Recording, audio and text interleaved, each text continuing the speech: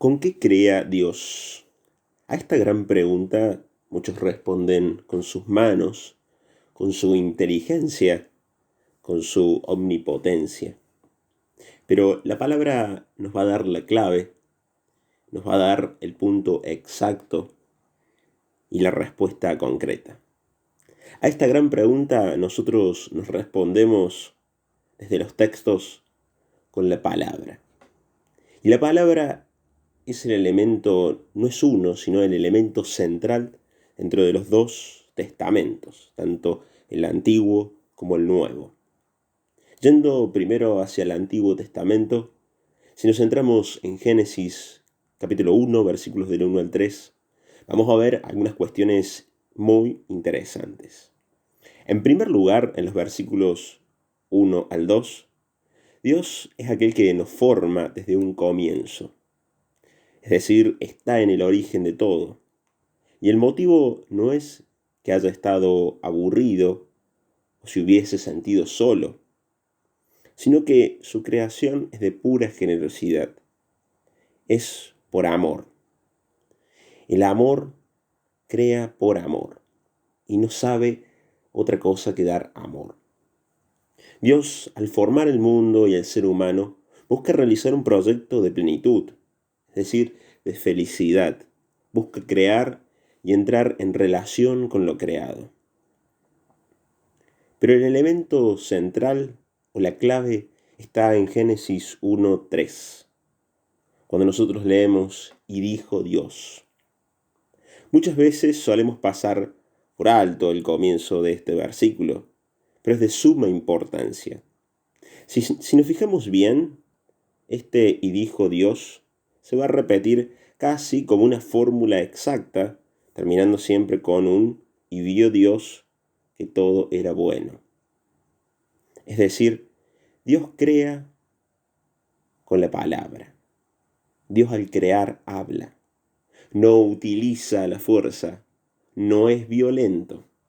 Y aquí encontramos una característica muy, pero muy importante de Dios. Él es alguien a quien le gusta entrar en diálogo. No se maneja en los monólogos. Los diálogos generalmente suponen dos o más de dos.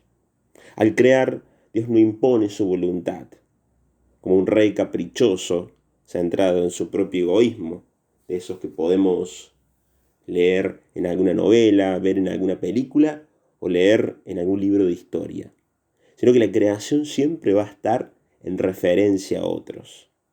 Pasamos un poquito a tratar el tema de la palabra. En primer lugar, es viento, es soplo, como nos dice en el versículo número 2.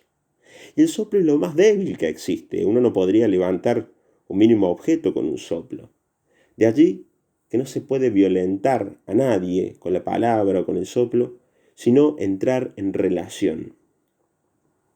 En el libro de Génesis, nosotros no creemos en un Dios prepotente y violento, sino a quien le encanta entrar en diálogo con lo creado. Por eso, si uno quiere, Dios no es aquel que convence, es decir, que trata de vencer. No, sino aquel que dialoga. Dios no quiere convencer a nadie, quiere entablar un proyecto de amor. Finalmente, esto mismo también lo encontramos en el Nuevo Testamento, en el Evangelio de Juan, capítulo 1, versículo 1. Y es un versículo en el cual el autor repite 3 veces el término palabra. Evidentemente nos quiere decir algo.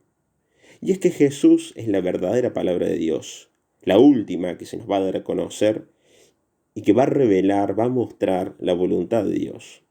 En Cristo Dios quiere conversar con nosotros, tomar unos mates, vamos a decir. Busca acercarnos su amor, entrar en diálogo. Dios no quiere servilismos, no le interesan los sacrificios. Desea estar con nosotros, conversar para que en Él seamos uno, seamos alianza. Dios busca una creación que sea comunión y relación. No estamos hechos para vivir en soledad. No nos hemos formado tampoco en soledad. Siempre hubo alguien a nuestro lado. Y todo esto es por gracia de la palabra de Dios que es humana y también es divina. Palabra que llega hasta nosotros por medio de un texto bíblico, de otras personas o de alguna situación de nuestra vida. En esto está nuestro desafío, en aprender a escucharla.